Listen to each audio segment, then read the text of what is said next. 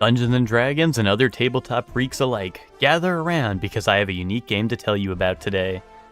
Solasta, Crown of the Magister, is a turn-based tactical RPG that follows a party of 4 characters you get to create and can be played solo or up to 4 players.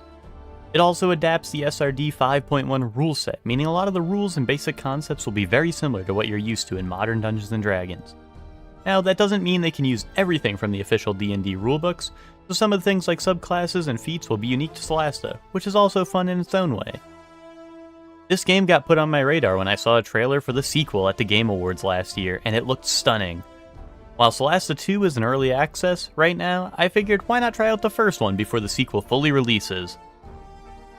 Well, to my surprise, the first game visually looks much more primitive than its sequel, but graphics aren't the end-all be-all. The environments and artwork are still pretty impressive, but the player models are admittedly pretty goofy. But on a good note, the game is also pretty goofy, so it works well in combination. And after all, who doesn't love goofy Dungeons and Dragons?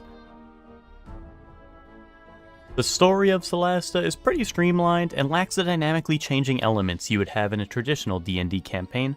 However, there are still choices to make and side quests to do, but for the most part, there's not too much deviation in the overarching plot. An element of the game I was really appreciative of was when entering dialogue, all of your party members are a part of it. Each of your party members will show up to every dialogue, and partake in the conversation and even react differently based on their backgrounds and personalities. This cuts out the clunkiness similar games like Baldur's Gate 3 have, where only one person can be in dialogue at a time with an NPC. When I played, I had characters with the spy and charlatan background, and sometimes they would just make an out-of-pocket remark to the NPC we're talking to and actually make me laugh out loud. The biggest standout to me in Solasta was the commitment to delivering an experience as close as possible to an actual D&D rule set. Other games in the genre will bend the rules a bit to make it feel more like a video game, which makes sense for the general audience. But if you're a real D&D freak like me, and you want the truest adaptation of the rules, this game is the one for you. One of the biggest examples for me is the entire game being on a grid, and not just the X and Y axis, but the Z axis as well.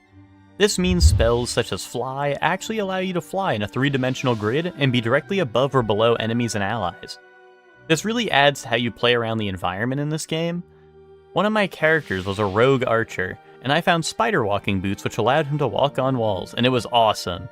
Taking pot shots at enemies while completely horizontal on the wall is truly an experience I will never forget about this game.